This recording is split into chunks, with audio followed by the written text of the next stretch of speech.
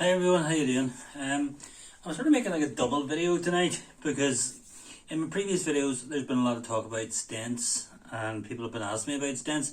So basically tonight's video is angioplasty and stents, basically the operation and getting a stent, and you and your stent, basically what happens afterwards, you know. So the stent operation, it's actually one of the easiest operations I've ever had in my life. And I'm not even joking when I say I would rather go and have a stent operation than have a tooth out. Having a tooth out is one of my worst nightmares, but we'll not go into that. Maybe do that in another video sometime, because I do health videos as well. But anyway, getting a stent, you're sort of prepared. Whenever you're sort of prepared, it used to be you'd have got the operation in the groin, so they would have shaved you below, you know. So I don't think they do that now. Whenever I had my heart attack 13 years ago, that was the first thing they did before they, when they prepped you for it. I think now it goes in through the wrist. But what happens is, they call it the angioplasty. I'm maybe not even pronouncing it right. And I think somebody from America said in my videos, they didn't even understand one word that I was saying. So sorry about that. It's my East Belfast accent. Apologies. Anyway, you're wheeled up, obviously, in the trolley here. I don't even know what to call it. Maybe if you leave a comment, you can tell me. But anyway, they wheel you in to the room. Surgeons are there, and then they give you an injection. They don't actually knock you out. You have the privilege of seeing it. It's like being at the cinema, and there's actually a couple of screens. So the first thing they do is they determine, obviously they've got to know where it is. So they put like a catheter in. Inside the catheter is like the wee thing that's sort of going to go right up inside. Then when it gets to the top, they're going to press a button, and a black dye goes right down all your arteries and veins. Just, you can actually see it. You're actually watching it on the screen yourself, and all you see is the black just running down. It's a great thing, and you're not even out of it. You've got your injection in your arm, so you're not feeling anything, and it's sort of running down, and then you see it. You just see the blockage because the black has stopped. The black in the other places all run down, right down, but the black has stopped there, so they know exactly where the blockage is. And after that, the actual operation. And is it even really an operation? Because what they do is they get the catheter again, and they get the wire. It's like a wee thin wire, and it's inserted right up inside to where the actual blockage is. And it's amazing. I actually watched on YouTube, somebody had done a digital recreation of the actual operation itself. It was fantastic. I forget what you call it, but I seen it on YouTube. It was a digital sort of recreation of the stent operation. It was absolutely fantastic. But the first thing they do is they put the little balloon in to clear the plaque, because the plaque's still there. And, not all of it, because obviously, when you're brought in for the operation, when you've had your heart attack, they have to sort of clear the blockage. If you've actually been found out, before a heart attack, to have a stent operation, then that's why they will do the dye test, but they do the dye test for both. But anyway, back to the point. The next stage is the balloon. So what they do then is the same operation as before with the dye, only up it goes, straight up. It's amazing, just going right up through your body. An absolutely unbelievable event that I took for granted, but I was sitting watching it, fascinated. And then once the balloon reaches where the blockage is, that's where the plaque is, and that's where it has to be opened so that the actual stent can be put in. So that is the only part that I felt, because the balloon, let's just say my finger's the balloon, right? So the balloon is there, the plaque is in the wall of the artery, right? You need that plaque pressed with enough gap to put the stent in, right? So the balloon goes, once he presses, whatever he presses or whatever he does, the balloon just open, not that way, thank Christ, or I would have died on the table. But the balloon opens, so it does, and it creates space for the stent to go in. Now, the actual stent is a fascinating little thing.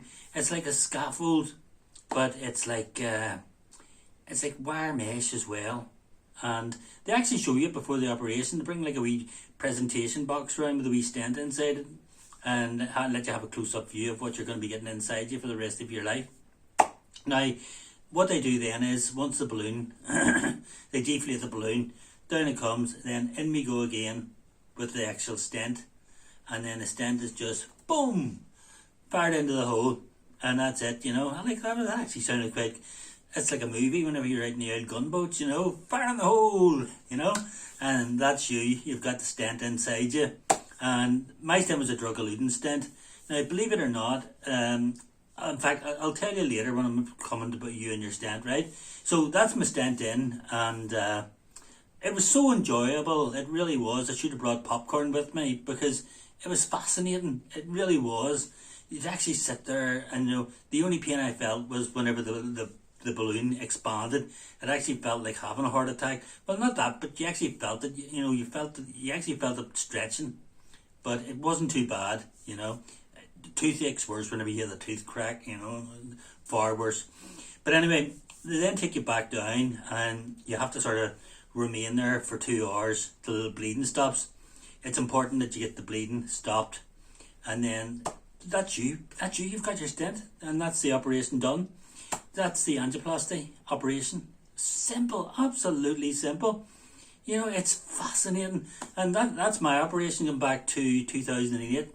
13 years ago I got that operation, and the advancements now, I mean, it's now going into the wrist instead of the thigh, which is much better, and I would say a lot easier as well.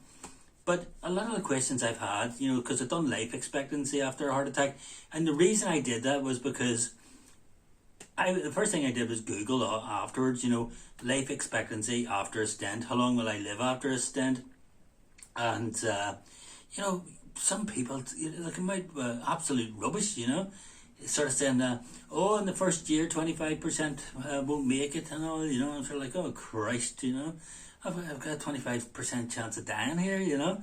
And then I sort of, well, what if I do survive, you know, how long will you live after a stent? Oh, 5 years. Somebody said 5 years, and says, Jesus Christ, I'm not in it. If I get the first year over me, I only have 4 years left. And I started to worry, and, you know, really, really worry about it. But anyway, I had my stent on the Friday, and I got home on the Saturday, and within about 4 weeks or so, I was driving again.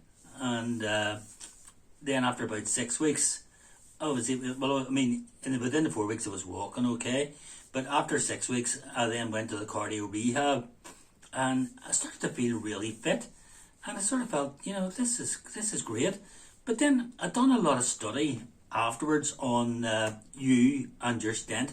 Now, this is going to be the second part. You've heard about the stent and the angioplasty, right?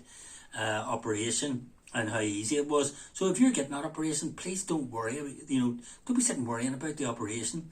I've actually read, you know, that operation used to be difficult way back in 1977. That's when they done the first bare metal stent. But apparently now, the stent operation, it's like 99% success. You know, so please don't worry, right? So anyway, we'll go back to you and your stent now. And once you've actually got the stent in, and you're doing the rehab and so on, you got to make yourself better and sort of get a lot of exercise in you. Change your diet. Personally, I eat a lot of fish and chicken. I try to eat a lot of fruit, but you know, well, I do my best. My main thing is keeping myself fit, and that's by the exercise. But back to the actual thing about how long does a stent last. I mean, I think that's what most people's worry is, you know, whether it be your husband, your wife. If you're watching this now and your husband or your wife or somebody like that has had a stent, or I was talking to a guy, I wasn't talking, I was messaging a guy back from India, and I think he was only 34 and he had a stent put in. And obviously the guy's a young guy, so he's worried about, you know, how long is he going to live. He's maybe had a family, and, you know, he wants to see his family growing up. I know at the time whenever I had my heart attack, you know, my daughter, she was 22 at that time, and my son wasn't much older. So I worried myself, going to see grandkids and stuff like that. I was 53 years old.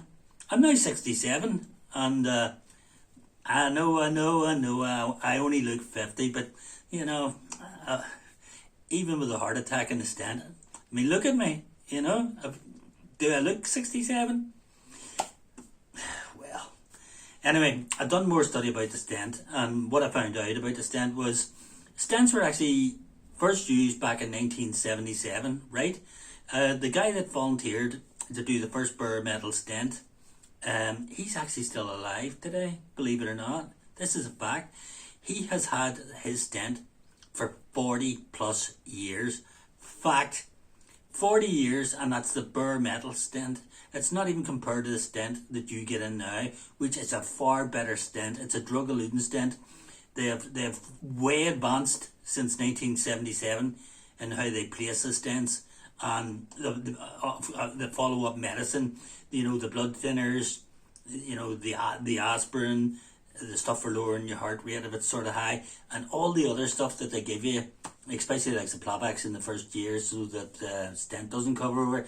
But when you think back, the 1977, and this guy got a stent in, and 40 years later, he's still alive.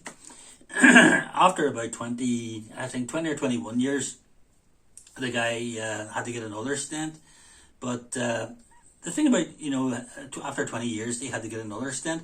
It's not that the guy had a heart attack. He probably knew after about 20 years of having the first his heart problems, he knew, shortness of breath, likes of jaw pain, chest pain when you're out walking.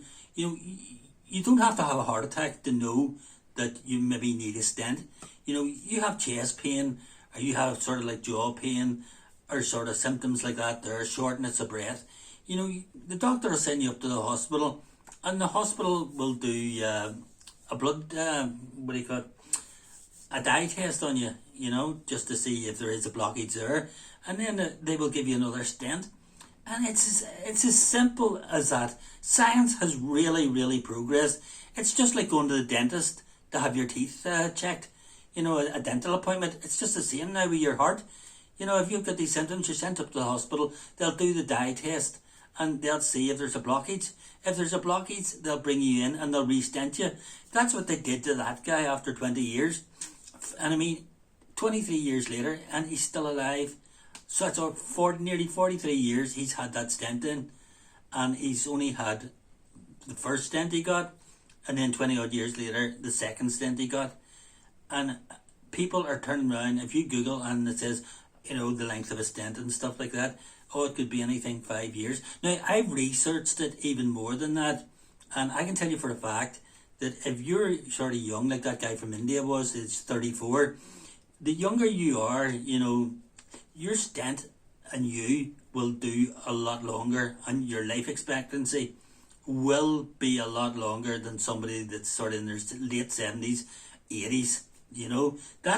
That's mainly who they're sort of referring to. Whenever I was in my ward, there were mainly old people there. I was 53. I mean, yourself, you're sort of 17 and you think somebody that's 26 is old. But whenever you sort of get to 53, you think you're ancient until you go into a heart ward where they're all 80-year-olds and they've just sort of had a heart attack. Then you look like a youngster. You can trust me in that. But when they say 25% of people die in the first year, and you're sort of going, oh Jesus Christ, I have a 1 in 4 chance of dying. But have you? It depends on your age. That guy's 34. He's not going to be the 1 in 4. I mean, the main people that are going to be in that 1 in 4 are people that are well in their 80s and that probably had a massive heart attack, or who have had previous heart attacks and are back in again into the hospital. I mean, statistics, the thing about statistics is they could be made to make anything look, well, you know what I mean. Politicians use it all the time. But the stats about heart disease and stuff like that, especially statins, they're stats that I would not look at. The fact that they turn around and say that the average stent, which I've Googled. In fact, I Googled it today before I made this video. But I didn't really look at it because I knew the facts, the real facts of the matter, And they say, oh yeah, stent on average 5 years. Yeah, stent on average 5 years.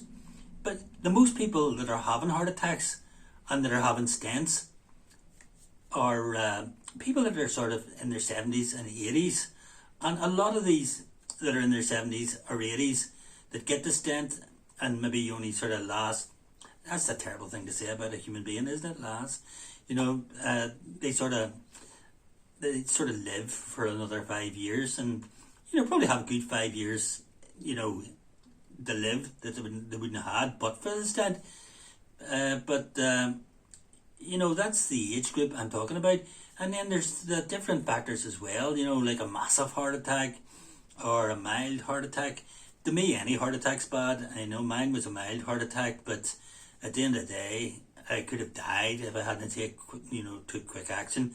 If you want to know about that, it's in one of my past videos there, my heart attack story. But it's just, I've had so many comments in the last few days from people asking me about their stent, and the guy at 34, and there was another guy, his dad had his bypass. Bypass. I know a guy had a bypass when he was like 40, and he's well into his 80s now, going out with a younger woman, and he's fitter than me. So what I'm trying to say is, and it was another guy said to me as well, you have a very positive attitude. I have a positive attitude because cardiologists nowadays, they really are like gods. Every year I go back to the hospital where I have my operation, and at Christmas time I always take them in a card and like a tin of chocolates or something, that as a thank you, because those people were just amazing, from the nurses to the doctors to the cardiologists. They couldn't have done enough for you. I was scared. I mean, I'm sure any of you watching that had it, you were scared too. But they reassured me. And even all these years later, I mean, I'm 14, this is my 14th year now into having, since I've had the heart attack.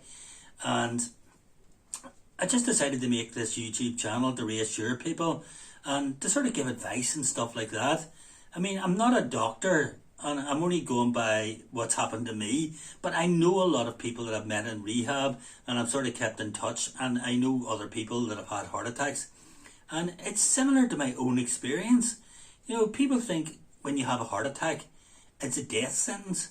I mean, I thought that, and back in the 70s, like pre-1977, they didn't have a stent. They didn't have the sort of medicine they have nowadays. That's why so many people died of a heart attack. But nowadays, it's totally different. There are more people survive heart attacks now than ever before. And then they go on sort of many years later. I mean, I'm 14 years later. And probably, again, I'll have the feelings that sort of, I know something's wrong, and I'll probably have to get another stent in. But the fact of the matter is, I'm 67 now.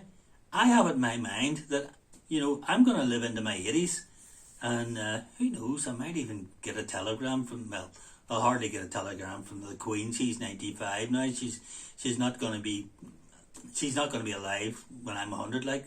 Well, is she? I don't think so, but who knows, life's strange. But listen, I'm going to close the video off now because I think I've waffled on enough. But if you are worried about a stent, you're reading all this crap about, only 1 in 4 survive the first year, a stent only lasts 5 years and so on. Just remember the age group. It's people sort of, they're bringing in everybody, people in their 80s, 90s, stuff like that, people that have had previous heart attacks, people that have had bypass surgery, and, people that have had their 3rd, 4th, 5th, 6th stent. But the main thing is, keep yourself hydrated. Water's an important thing as well. Sleep is a very important thing, and so is exercise. You concentrate on those 3 things, and trust me, you will have a long life. And I know damn rightly I will, because heart disease now and heart surgery is brilliant. Now, I don't want to sort of be a salesman here, but this is the book that I bought here that I want to show you. Now, hold on a wee second, I'll be back. Sorry about that. This book here is called Prevent, Halt and Reverse Heart Disease, right? Now, you can get that book on Amazon. After the heart attack, I had so many questions, I must have bought about 13 or 14 books, right? But this one here, this is where I learned a lot of my information from. And this is one of the books that gives me my positive attitude. It says in the top 109 things you can do. And it's all great wee tips. It's a fantastic book. I'm going to leave a link at the bottom there. If you click on the link, it'll take you to Amazon and you can buy the book. I strongly advise buying it. You don't have to, but I found it helpful, and it really changed my attitude on life and made me realise just how many things you can do to improve your attitude and things you can do to sort of prevent another heart attack. But if you like listening to my waffle and the crap I talk, if you've got a YouTube account, hit the subscribe, hit the wee bell there so you get all my future videos coming up and notified of them. And feel free to leave a comment. At the end of the day, it's good to talk to each other. Well, I think it is anyway, because nobody else talks to me. People in work, they ignore me, so that they, in work I turn around and say, "Oh, did I ever tell you about my..." And they say, "Shut up," but I can talk to you about it, and it's brilliant. And if I'm not being too cheeky, if you could give me a wee like as well, I would appreciate it, Anyway, I'll be back on Thursday. I'm not quite sure what I'm going to talk about yet, but I was actually thinking about the age groups of which sort of people take heart attacks and sort of survival rates and things like that there, But anyway, as I say, if you're getting a stent or you've got a stent and you're worried, don't be.